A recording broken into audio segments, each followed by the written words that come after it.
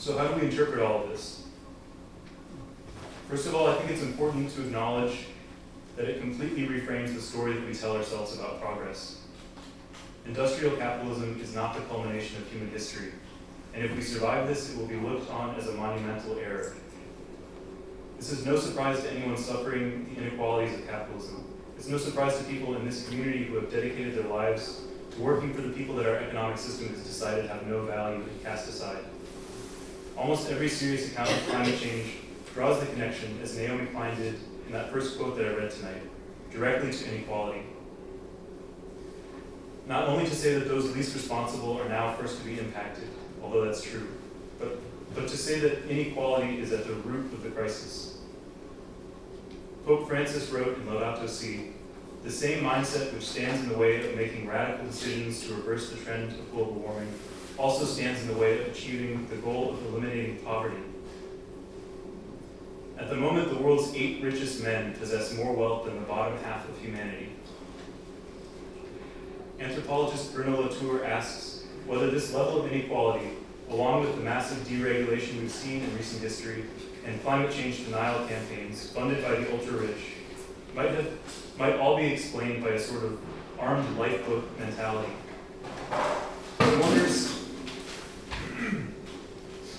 He wonders if elites have been so, quote, thoroughly convinced that there would be no future life for everyone, that they have decided to get rid of all the burdens of solidarity as fast as possible. Amitav Ghosh, a novelist from India, puts it the most simply. He says, carbon emissions were, from very early on, closely correlated to power in all its aspects. And it's true that today, how much energy a person uses continues to be one of the best measures of wealth in our world. Just for global emissions to be equally distributed around the world, the United States would have to cut emissions by something like 90%. So addressing the climate crisis is politically unthinkable, because it would mean redistributing emissions, and that would mean redistributing power.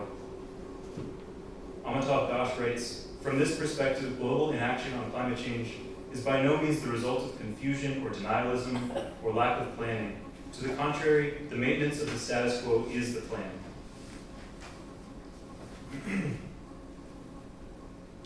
And so despite all the warnings, we more or less continue with business as usual. Phil McKibben, while reflecting on the state of carbon emissions since the publication of his first book, The End of Nature, writes, "In all but 1 year since 1988, we have burned more fossil fuel than the year before. And the exception was the year 2009, when the economy fell off a cliff.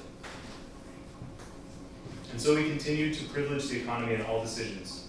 And only when the economy fails have we seen emissions go down." The former executive director of the United Nations Framework Convention on Climate Change,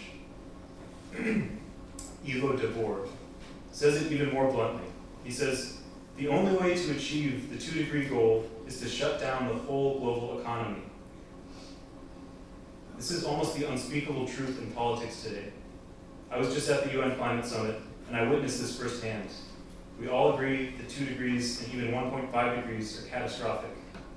Looking at the basic facts, it's clear that the only way to avoid this is to end industrial capitalism, immediately and thoroughly, and rethink everything about the way we order society. But one by one, world leaders got on stage and promised more economic growth. But I want to point out that this puts radicals in a powerful position. We are now vindicated by consensus-based science.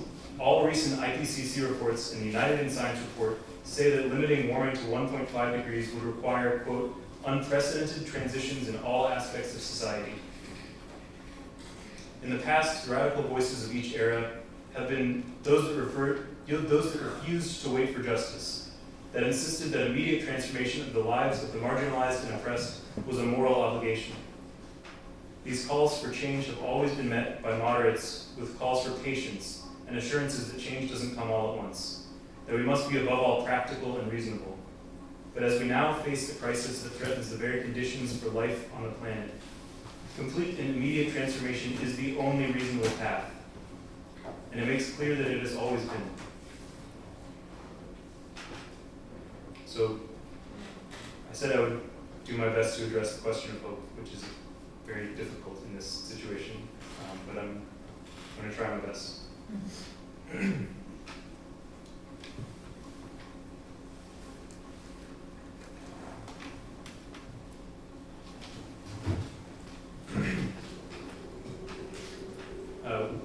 While doing the reading that I've done to try to understand the situation, can people still hear me right? Mm-hmm. So while reading a lot of different books on the subject, I've noticed that the attempts to offer hope have necessarily changed a lot from book to book, depending on what year they were published. In Elizabeth Colbert's Field Notes from the Catastrophe, she lays out the massive changes that would be necessary to avoid disaster had we started in the year 2005. And it feels even more overwhelming knowing what's happened since then. In Naomi Klein's This Changes Everything, she finds some hope in the defeat of the Keystone XL pipeline, but by the time I had read it, Trump had been elected and reversed the decision. In more recent books like Bill McKibben's Falter, which came out earlier this year, he admits that he's not optimistic about the future. The truth is that the science is incredibly clear about what will happen if we keep emitting, but we really don't know that much about what the Earth is capable of in terms of healing itself, especially if we were actually to be invested in the process. But hope can't be about calibrating our chances of returning to normal.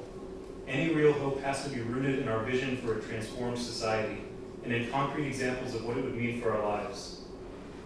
Some of the best things we can do right now for the planet are actually things that sound, frankly, like a huge relief. Chief among them is doing less meaningless labor. A number of researchers have shown that cutting the work week in half for everyone is one of the few concrete guaranteed ways to drastically cut emissions. This is not a coincidence. It is directly connected to the fact that we should all be spending more time caring for family, tending to our own homes, spending time in community, and direct contact with ecosystems that nourish us. The Catholic Worker is a small but wonderful example of some of these things, and being part of this community has invaluably enriched my perspective. But we can't be contented to have a refuge from capitalism, especially when capitalism threatens to destroy all of life on Earth. We have to look around us and see what life has become for the wider world. Again, in Laudato Si', Pope Francis suggests that there are signs in our daily lives guiding us towards what changes need to be made. He writes, "In the concrete situation confronting us, there are a number of symptoms which point to what is wrong, such as environmental degradation, anxiety, a loss of the purpose of life, and community living."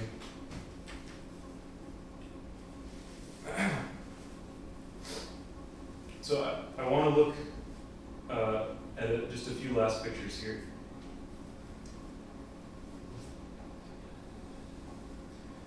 This is a picture of what's called a church forest in Ethiopia. They dot the otherwise desertified landscapes, and they have some of the last intact forests remaining in the country.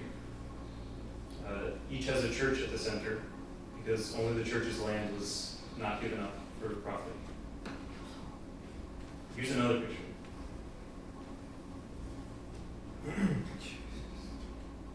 This is a similar thing that we can see in the small town of, I'm not sure if I'm pronouncing this right, but in Thokori, Greece. And it's the same situation, that there's a church is the last remaining parcel of land that was not strip mined for lignite, which is also known as brown coal.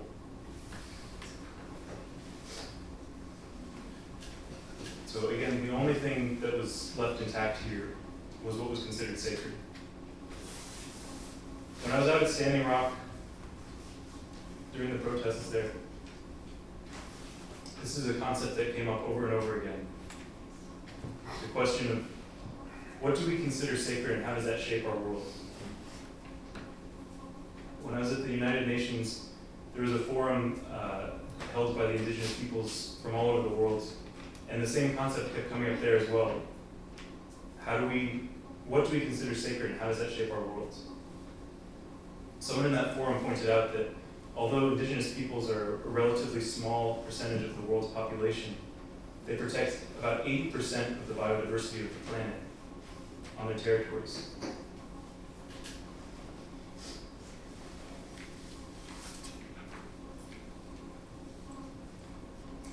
So what in our city is, I'm sorry, jump back. These are only small examples of how ecosystems all over the world have eroded. And the same has happened to our social structures, our communities, our personal lives. When did we lose sight of the fact that all of these things are sacred? What in our city is still sacred, and what should be? I want to say to everyone here tonight, and especially to the elders in the room, that if you believe that this community has something to teach the wider world, that if you believe that the cloud of witnesses that the Catholic worker turns to for inspiration has something to say about this crisis we are now facing, then I encourage you to seek out groups that are trying to confront it. I've been really glad to see that Felton has been involved with the local Extinction Rebellion group and is sitting in jail cells helping people make the connection between climate change and nuclear weapons. One of the co-founders of Extinction Rebellion recently said that they're thinking about considering a mass debt refusal. How could this community support something like that? I want us to think about that. I've also been keeping tabs on a group called Earth Strike. They're trying to organize a general strike for the climate by uniting communities around New York that are already doing anti-capitalist work, like workers' unions, tenants' unions, prison abolitionists, and others, trying to get them to build a coalition with one another and support each other, and also make all of this directly connected and to see the connections to the climate crisis. What could this community offer to an effort like this?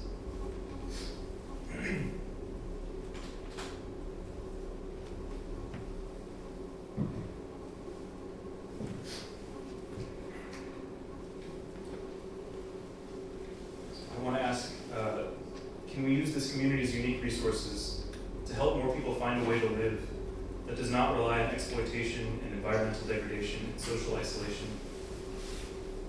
What are some of the resources that this community has that others don't? A lot of wisdom and experience. Some people have a lot of time. A lot of people here are willing to risk arrest. Some people are even maybe eager to risk arrest. We have meeting space. We're also in the financial capital of the world. This is something that so many people dealing with this situation, they don't have a lot of these luxuries, these privileges that we have.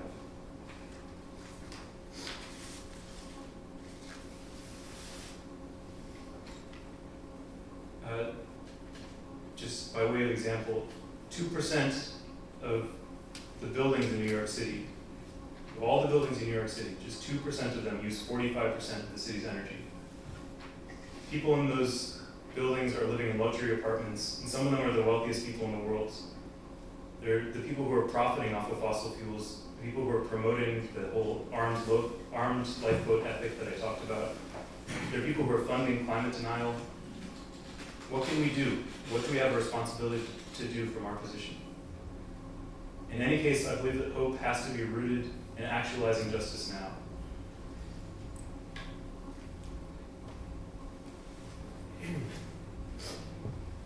So again, in the year 1990, the scientist Carl Sagan, along with hundreds of other scientists, wrote a letter to religious leaders, begging them to take the ecological crisis seriously and to recognize the connections to social justice, and to help the wider public remember that the earth itself is sacred. A year later, hundreds of religious leaders from around the world gathered to respond. I encourage you guys to look up the full original letter from Carl Sagan and the full response, but here's just part of what they said. It has taken the religious community, as others, much time and reflection to start to comprehend the full scale and nature of this crisis, and even to glimpse what it will require of us. We must pray ceaselessly for wisdom, courage, and creativity. Most importantly, we are people of faith and hope. These qualities are what we may most uniquely have to offer to this effort. We pledge to the children of the world and, in the words of the Iroquois, to the seventh generation, that we will take full measure of what this moment in history requires of us. In this challenge may lie the opportunity for people of faith to affirm and enact, at a scale such as never before, what it truly means to be religious. So I want to just close with the question, what does this community think that it means to be religious in facing the crisis that we're facing right now? Could you repeat the question? I'm sorry, yeah. I want to ask the community tonight, in light of the situation that we're facing, what do we think it means to be religious?